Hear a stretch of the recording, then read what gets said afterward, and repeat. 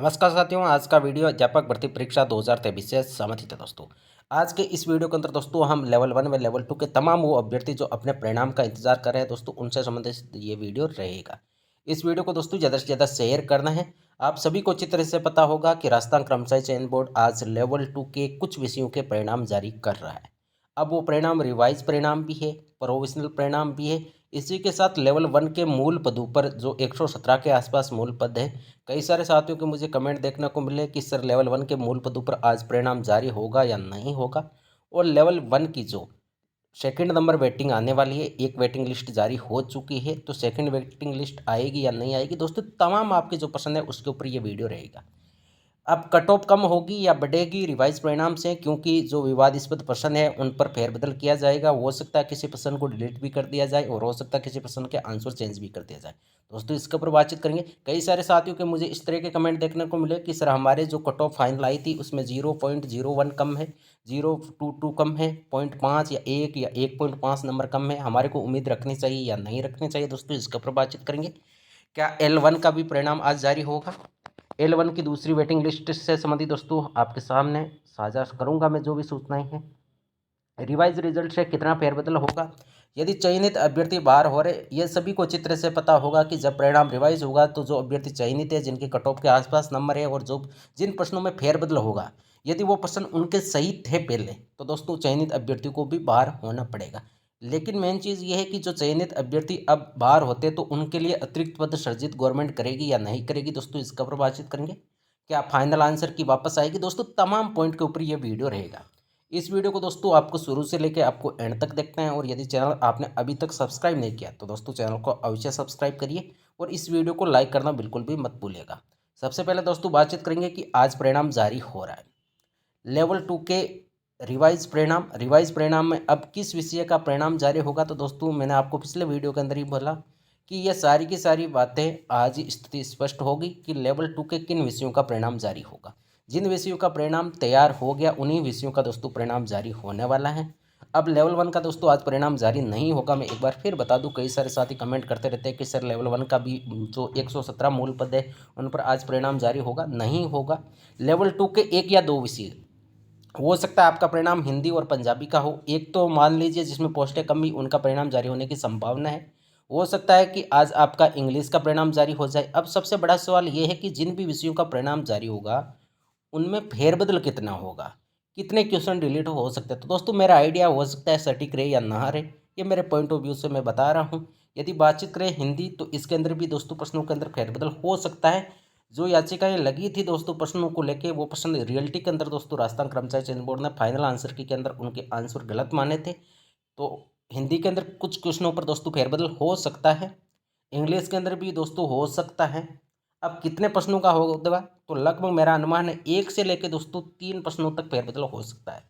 किसी विषय के अंदर एक प्रश्न को लेकर विवाद है, किसी विषय, अब विवाद तो दोस्तों वैसे 8 10 15 18 क्वेश्चनों पर आपके यहाँ लगी है, ऑब्जेक्ट मतलब कि याचिकाएं लगा रखी है, लेकिन उतने प्रश्नों पर तो दोस्तों आपका फेरबदल होने वाला नहीं है।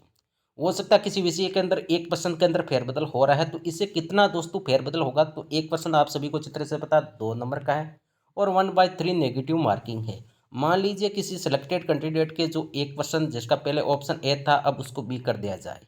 मैं पहले सिलेक्टेड की बातचीत कर रहा हूँ, उसके बाद नॉन सिलेक्टेड अभ्यर्थी की भी मैं बातचीत करूँगा।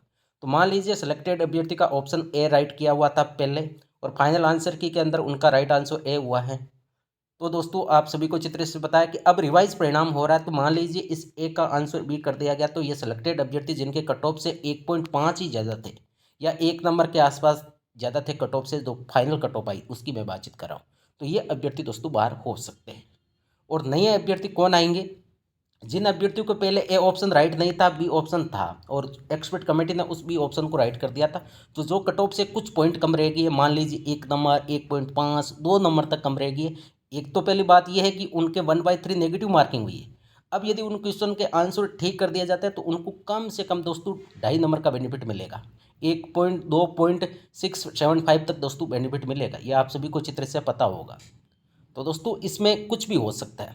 कट ऑफ कितनी कम होगी, किसको उम्मीद रखनी चाहिए, तो मैं तो यही कह रहा हूँ, चाहे आपका किसी भी विषय का आपका परिणाम से आप उम्मीद लगाई बैठे हैं, तो आपके 2 नंबर कम भी है, 3 नंबर कम भी है, तो भी दोस्तों आपको उम्मीद लगाई बैठ रखनी चाहिए।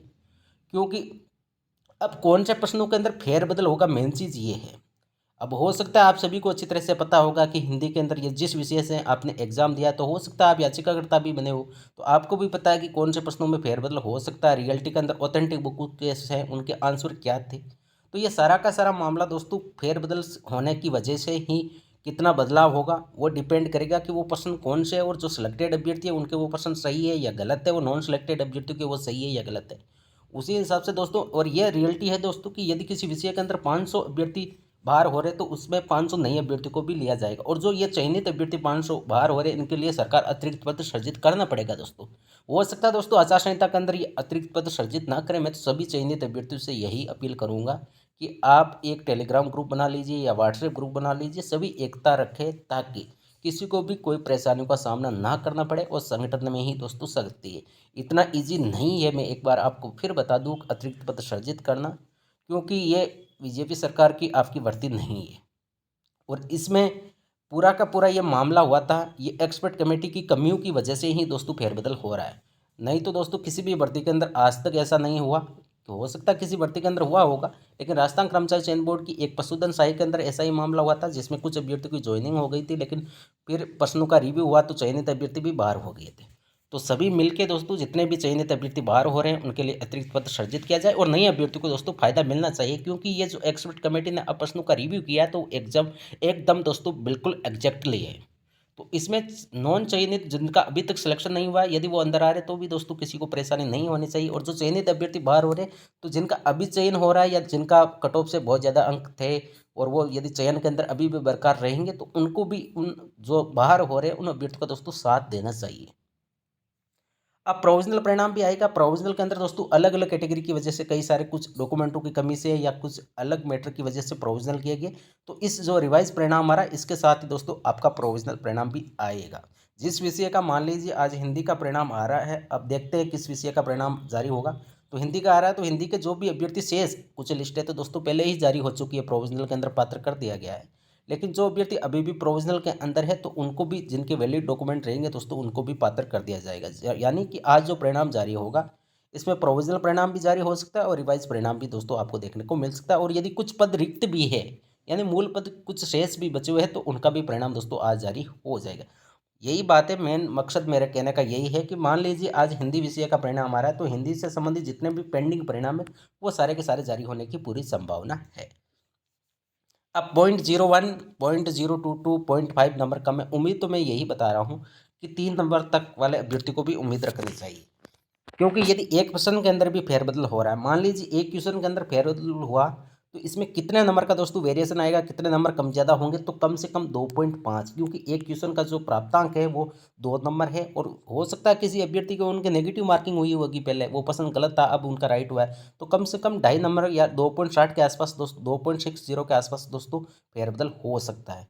तो पॉइंट वाले दोस्तों ये अब डिपेंड करेगा कि आपके वो प्रश्न सही है या गलत है। यदि आपके जो अभी फाइनल आंसर की के अंदर जो ऑप्शन माना जाएगा, यदि वो आपके पे बिल्कुल वही किया हुआ है, तो दोस्तों आप बिल्कुल अंदर हो जाओगे। जिनके 2 नंबर तक दोस्तों कम है उनको भी उम्मीद रखनी चाहिए, लेकिन कुछ ही घंटों के भीतर दोस्तों आज स्थिति स्पष्ट हो जाएगी। क्या लेवल 1 का रिजल्ट जारी होगा? आज जारी होने की संभावना बहुत कम है। लेवल 1 की वेटिंग से संबंधित दोस्तों मैं आपको बता दूं, काफ़ी अच्छी खबर है कि वेटिंग आएगी, लेकिन ये अभी तक एग्जैक्टली पता नहीं है कि कितने पदों पर आ रही है।